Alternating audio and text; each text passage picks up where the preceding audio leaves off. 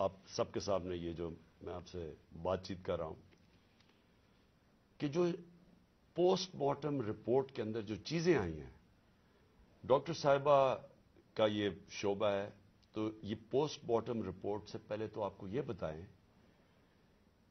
کہ ایک کارکن اسپیشل چائلڈ جو کہ کسی میرے خیال میں اس نے زندگی میں کسی کو نقصان نہیں پہنچایا، اس کی ویڈیوز چل رہی ہیں سوشل میڈیا کے اوپر، اس سے جو کیا گیا، پہلے میں یہ چاہتا ہوں کہ ڈاکٹر صاحبہ آپ کو پوسٹ مارٹم رپورٹ سے بتائیں کہ اسے ہوا کیا۔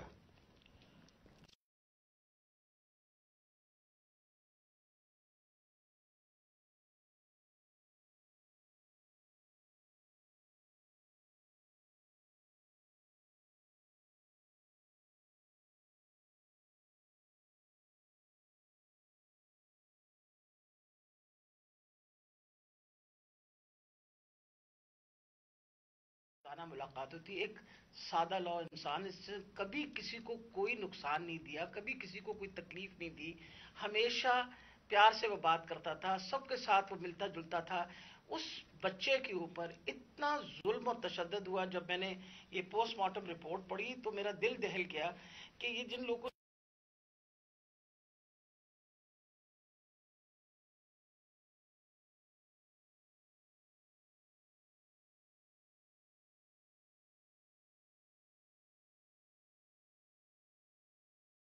ایک انسان کو 26 انجریز، 26 تشدد کے نشانات تھے اس کے جسم کے اوپر۔ سب سے اہم جو تھا وہ تھا کہ اس کے سر کے اوپر باقاعدہ کسی بلنٹ انسٹرومنٹ یعنی کسی ڈنڈے سے اس کو زور سے اس کے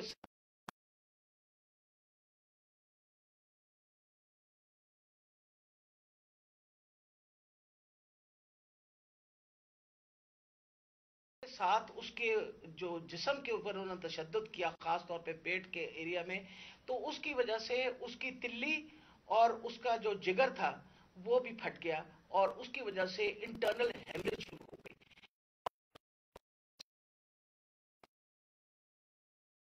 تشدد کر کے ٹیسٹیکولر ڈیمیج کیا۔ مطلب اس سے زیادہ تم کسی انسان پہ کیا تشدد کر سکتے ہیں؟ میں تو یہ دیکھ کے رپورٹ میں آپ کو بتا نہیں سکتی کہ یہ ہم جیسے ڈاکٹرز جو ہر وقت ان چیزوں سے، ہمارا بھی دل دہل گیا کہ یہ ایک انسان کے اوپر، اور وہ بھی ایک ایسا سادہ لو انسان، اس کے اوپر اتنا زیادہ تشدد کیا۔ مین کاز جو اس کی ڈیتھ کی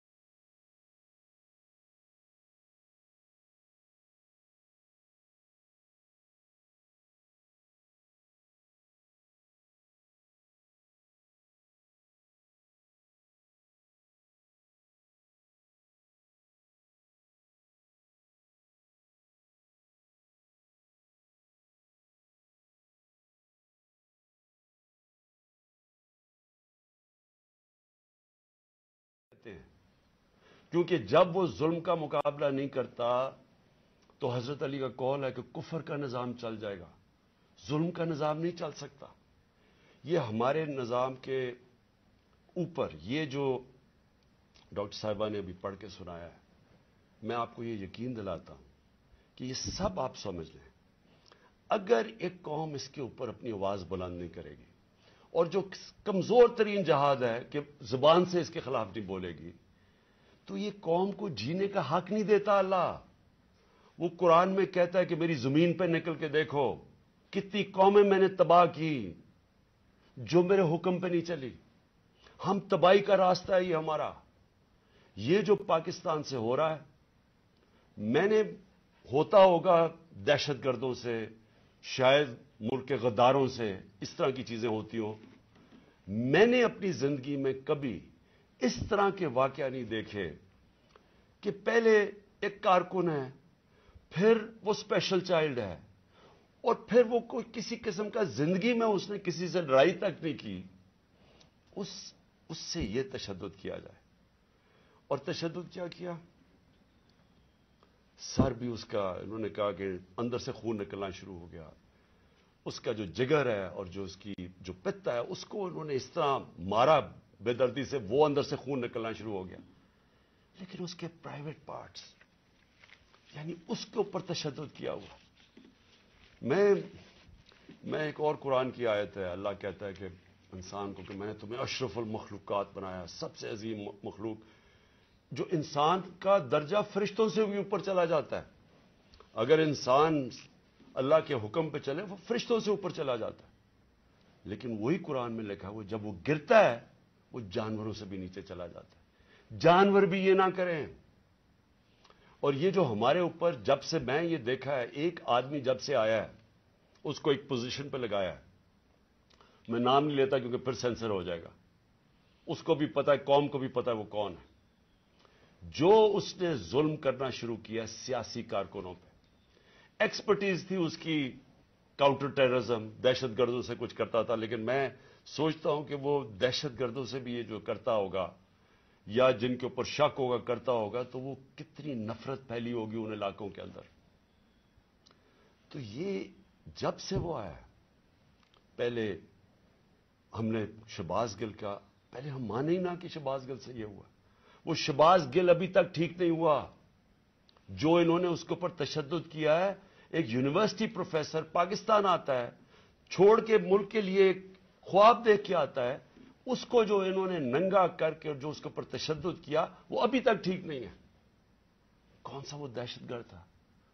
پھر اعظم سواتی سے جو کیا انہوں نے. یعنی ہم اگر قوم یہ چیزیں بھول جائیں گی، ایک دن آپ کا بھی وقت آ جائے گا. ایک سینیٹر 75 سال کا آدمی، اس کو صرف ایک ٹویٹ کرنے پہ اوپر کے باجوہ صاحب شکریہ این آر او 2 کا، کون سے دنیا کے ملک کے اندر یہ جرم ہے کہ شکریہ باجوہ صاحب این آر او 2 کا؟ لیکن وہ کوئی سپر کنگ، کوئی فرعون کہ کسی کی جرت پڑ گئی، رات کو اس کو مارا، پوتیوں کے سامنے اس کو 3 بجے آ کے گھر میں تشدد کیا. پھر اس کو اٹھا کے لے کے گئے اور نامعلوم افراد کے حوالے کیا جنہوں نے ننگا کر کے اس کے اوپر تشدد کیا. اور جب اس کو مار رہے تھے تو سنا رہے تھے اس کی چیخوں کی آوازیں، اور اس میں بتا رہے تھے اس کو کہ بتاؤ یہ عمران خان سے کیا جائے گا. یہ ان لوگوں سے پالا پڑا ہوا اس قوم کو. اس کے بعد ارشد شریف سے وہ سب کو پتا ہے کیا ہوا. کیا ارشد شریف کا قصور تھا؟ ساری قوم جانتی ہے کہ وہ رائے حق کا آدمی تھا، کوئی اس کا ضمیر کی قیمت نہیں تھی، کوئی اس کو خرید نہیں سکتا تھا، ڈرا نہیں سکتا تھا. اس جیسے جرنلسٹ صحافی سے انہوں نے کیا. اور پھر سوشل میڈیا کے بچوں سے میں نے آپ کو بتایا، ماں باپ کا مجھے آیا کہ ہمارا بیٹا ابھی تک ٹھیک نہیں ہوا. کوئی ٹویٹ کرنے پہ اس کو اٹھا کے لے گئے، 2 دن اس کو رکھ کے یہی ننگا کر کے مارا. وہ کہتے ابھی تک وہ ذہنی طور پر ٹھیک نہیں ہوا. کتنے سوشل میڈیا کے بچوں نے مجھے یہ بتایا کہ انہوں نے ٹویٹس کے اوپر اٹھا کے لے گئے ان کو. دہشت کہ کیسے کسی طرح ہم ان کو بھیڑ بکریوں کی طرح بنا دیں، خوف اتنا پھیلا دیں کہ ان کو غلام بنا دیں. اور پھر صحافیوں کے اوپر ان کو ذلیل کرنا، ان کو یعنی عمران ریاض کو پکڑ کے اس کو جیل میں 4 چھوٹے سے کمرے میں بند کر دیا، گندے سے کمرے میں. اس کو سمیع ابراہیم جیسے صحافی کو اس کو جا کے ذلیل کرنے کو، ایاز امیر دانشور، اس سے جو کیا ہے. جمیل فاروقی کو اٹھا کے وہ بتا رہا ہے ننگا کر کے، اس کو ننگا کرنے کا شوق ہے. سائیکوپیتھ ہے. میں آپ کو بتا رہا ہوں نارمل آدمی اس طرح نہیں کرتے. یہ کوئی پرابلم ہے، کوئی ذہن کے اندر ذہنی مریض ہے. جو اس طرح کا تشدد کر سکتا. اور یہ جو ہوا ہے, اب یہ ذرا کہانی سنیں, تھا کیا. الیکشن اناؤنس ہے 30 اپریل کو. میں بار بار کہہ رہا ہوں کہ جب الیکشن اناؤنس ہو گیا تو ایک پارٹی نے اپنی لانچ کرنی تھی کیمپین. آگے دن تھوڑے سے ہیں, روٹ اپروو ہوتا ہے, ڈاکٹر صاحبوں کو پتا ہے, ان کسے طے ہوتا ہے, اچھا اس روٹ پہ جانا ہے. ان کو کہتے ہیں جی تھوڑا سا آپ کو دہشت گردی کا خطرہ ہے, آپ کو دھیان رکھنا پڑے گا, تو دھیان رکھیں.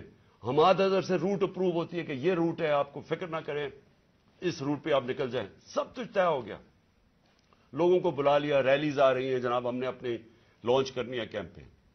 ایک دم صبح نہ پتا نہ کچھ ہوا, ایک دم پولیس پہنچ گئی, ناکے لگ گئے. پھر یہ نہیں انہوں نے کیا, ڈاکٹر صاحب یہ گواہ ہیں, یہ تو اپنی طرف سے آ رہے تھے ایک ریلی لے کے, آگے ناکا نہ انہوں نے, انہوں چپ کر کے کھڑے ہیں وہاں, ان کے اوپر واٹر کینن شروع ہو گئی, پھر آگے گاڑیاں توڑنی شروع ہو گئے, ان کے اوپر چارج کر دیا, لوگوں کو مارنا پیٹنا شروع کر دیا. ساری ویڈیوز ہیں, گاڑیاں توڑ رہے ہیں آگے. اور پورا پلان بنا ہوا تھا کہ اس دن انہوں نے اور لاشیں گرانی تھی. ہماری یہ آرڈر کر رہے ہیں ان کے لوگ کہ مارو ان کو یہ کرو, لاشیں گراؤ, کوئی فکر نہیں پڑتا, کیونکہ پلان کچھ اور تھا. پلان یہ تھا کہ الیکشن سے نکلنا, اور دوسرا عمران خان کے اوپر یہ ڈالنا, یہ اور یہ ڈال دیے بیچارے. ضلع شاہ کا کیس 302 میرے اوپر قتل کا کیس ڈال دیا کہ میں نے اس کو قتل کیا. یعنی اگر ان بیوقوفوں میں عقل ہو, ایک تو عقل کی بڑی کمی ہے اس وقت, پتہ نہیں کون ان کو ایڈوائز کر رہا ہے. آپ مارتے ہیں, ساری قوم دیکھ رہی ہو, اور پھر میں اپنے اس اور قتل کسے کروں گا, ضلع شاہ کو. یعنی جس طرح میں نے بڑے زندگی میں قتل کیے ہیں, اور جس طرح 26 سال میں ہم نے بڑے کئی لوگوں کو قتل کروایا, ساری ہماری پرامن رہی ہے. اور ڈاکٹر صاحب گواہ ہیں, ان کی گاڑی پھر توڑی گئی, وہاں بیٹھے ہوئے ان کے اوپر اٹیک کر دیا. تو ان کا پلان تھا ایک لوگوں کو مارنا, الیکشن سے نکلنا, تصادم کرنا, اور دوسرا اس دن پورا پلان بنا تو اٹھا کے مجھے بلوچستان لے کے جانا تھا. یہ پلان تھا. اب میں اپنی قوم کے سامنے 2-3 چیزیں رکھنا چاہتا ہوں. دیکھیں, اس وقت بدترین قسم کا مارشل لاء سے بھی بری سختی آئی ہوئی ہے ہمارے اوپر تو آئی ہوئی ہے. وہ دوسرے جو مرضی کرتے پھریں, پولیس اسکورٹ ان کے ٹیکس پیئر کے پیسے پہ وہ اپنی کیمپین کر رہی ہے, کوئی پوچھنے والا نہیں ہے, بلکہ پوری مدد کی جا رہی ہے. وہ اور بات ہے کہ لوگ نہیں آ رہے, لیکن ان کی پوری مدد. اور یہاں الیکشن شیڈیول کے بعد بھی کیمپین کے اوپر پابندیاں, ہمارے لوگوں کے اوپر کیسز, کتنے لوگ ابھی جیل میں ہیں, کتنے لوگوں کے, میرے اوپر اب 80 تقریباً کیس ہو گئے ہیں. کوشش ہے کہ کسی طرح ہم کیمپین سے نکل جائیں, اور ساری کوشش یہ ہے کہ اتنا خوف پھیلا دیا جائے کہ کسی طرح ان چوروں کو پھر سے جتا دیا جائے.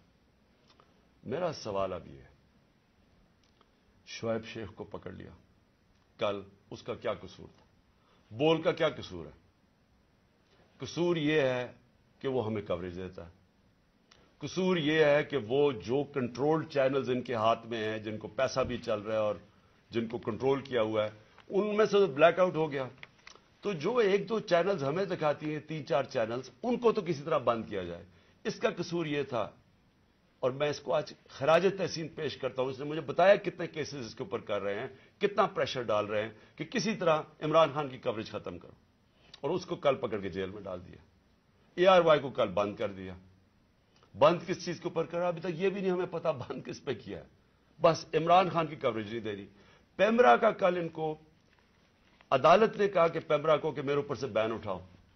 کل ٹیلی فون کر کے لائیو تقریر انہوں نے کرنے نہیں دی. اور یہ الیکشن کا یا چند مہینے ہفتے رہ گئے ہیں, الیکشن کے مہینے میں ان کو ٹیلی فون کر کے میری تقریر نہیں کرنے دی. اب یہ کون اتنا طاقتور ہے کہ ہائی کورٹ کے فیصلے کے باوجود وہ حکم کرتا ہے کہ جناب عمران خان کو نہیں دکھانا, اور وہ نہیں دکھاتے؟ کون اتنا طاقتور؟ پھر ایک اور ڈرامہ ہو رہا ہے. ضلع شاہ کے باپ کو پہنچ گئے ہیں سارے, یہ پولیس پہنچ گئی اس کے گھر, پتہ نہیں اسے کیا ہو رہا ہے. زور یہ لگایا جا رہا ہے کہ کسی طرح کیس پیچھے ہٹے. جب سب کو ضلع شاہ کے والد نے بتایا کہ کل کیا ہوا ہے, آئی وٹنسز ہیں, انہوں نے دیکھا اس کو اس پولیس وین کے اندر, जो प्रेजेंट वैन थी, वो देखा सबने।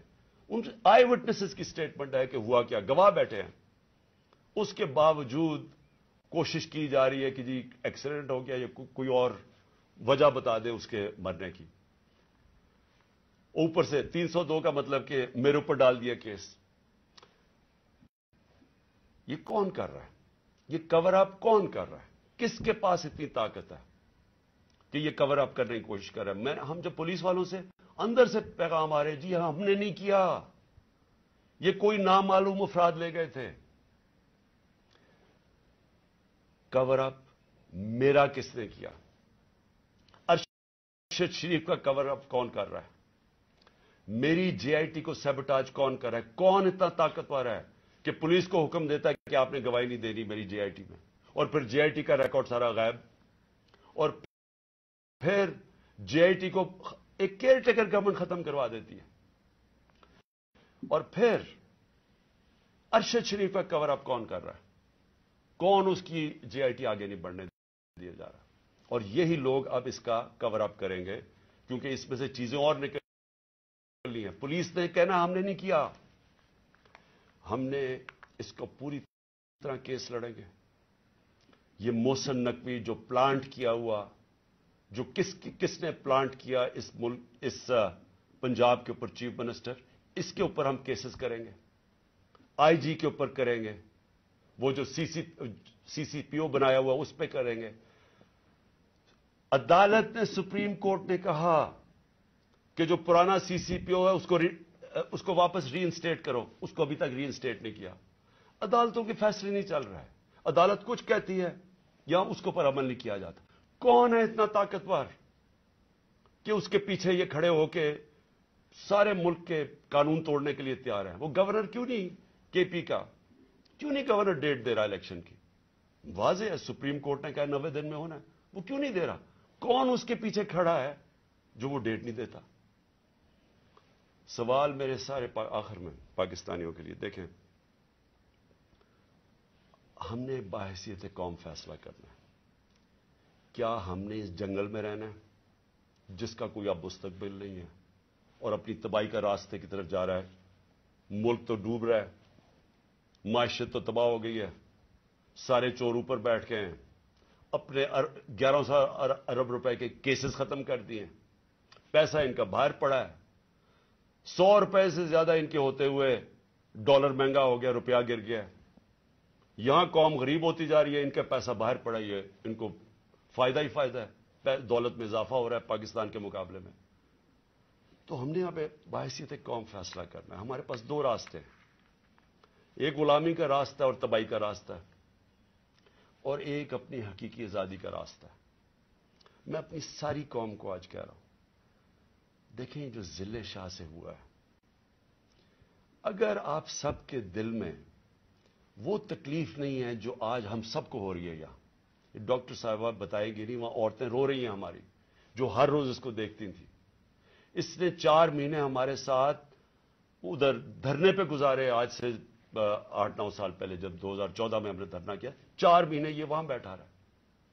ये वो ऐसा इंसान था, इसे सब प्यार करते थे, और इसकी आप वीडियोस देख लें कि आपको पता चलेगा कि कैसा एक भला मानस इंसान, एक जिसको कोई दुनिया की कोई चीज ही नहीं थी, एक इश्क में काम करने वाला आदमी, अगर उससे ये कर सकते हैं, उसको तशद्दुद करके मार सकते हैं, और ये कौम चुप करके तमाशा देख सकती है।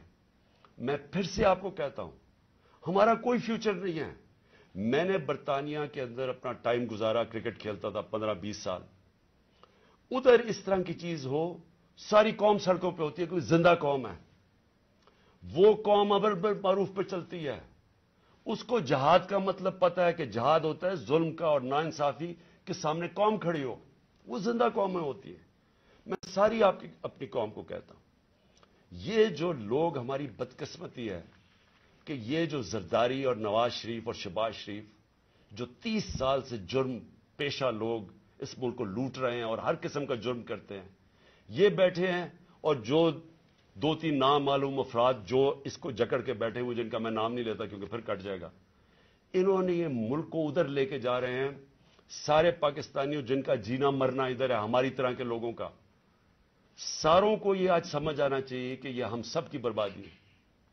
ان کو کوئی فرق نہیں پڑے گا، کیونکہ جنہوں کے پیسے باہر پڑے ہیں، جن کے ڈالرز باہر پڑے ہوئے ہیں، ان کو کوئی فرق نہیں پڑے گا جس طرف یہ قوم جا رہی ہے. اس لیے ساری قوم کا میرا آخر میں پیغام ہے کہ یہ وقت ہے ہم سب کھڑے ہوں اس کے خلاف. میں جو انہوں نے کیا پرسوں، یعنی جو ظلم کی انتہا کی، ساری قوم کے اوپر ہے. یہ ہمارا جرم کیا تھا؟ آپ اگر کوئی جرم بھی نہ کریں، آئین اور قانون کے بیچ میں چلیں، اور پھر آپ کے اوپر ڈنڈے برسائیں، لوگوں کو ماریں، گاڑیاں توڑیں اور قتل کر دیں، ایک وہ انسان یعنی جس کو شاید اتنا تکلیف نہ ہوتی اوروں کی جتنی اس کی ذل شاہ کی تکلیف ہے. میں ساری قوم کو آج کہتا ہوں کہ آپ سب تیاری کریں. ہم نے اس حقیقی آزادی کی جہاد میں ہمیں سب کو تیار ہونا چاہیے کہ ہماری جان بھی چلی جائے، لیکن ہم نے اب پیچھے نہیں ہٹنا. پاکستان زندہ باد.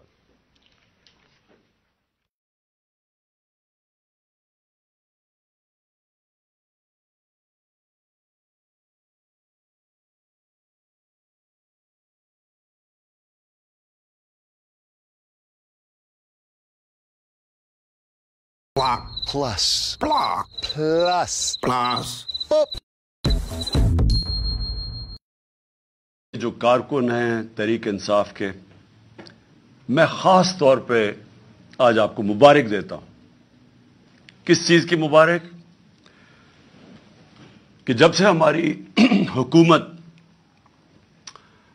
ہماری حکومت ہٹائی گئی ایک سازش کے تحت، میں اس دن سے ایک ہی بات بار بار کہتا رہا کہ پاکستان میں جب تک صاف اور شفاف الیکشن نہیں ہوں گے، ہمارا ملک ایک دلدل میں پھنستا جائے گا. اس سے پہلے بھی جب سازش ہو رہی تھی ہماری گورنمنٹ گرانے کی، تو اس وقت جو آرمی چیف تھے اس کو میں نے سمجھایا کہ جب بھی آپ نے سیاسی استحکام ختم کیا، ایک گورنمنٹ گرا کے جب پولیٹیکل انسٹیبلٹی، جیسی گورنمنٹ گرے گی اسٹیبلٹی آئے گی، میں تب کہا کہ آپ کوئی بھی، اور خاص طور پہ یہ لوگ جن کو میں 30 سال سے جانتا ہوں، معیشت کو نہیں سنبھال سکیں گے. اور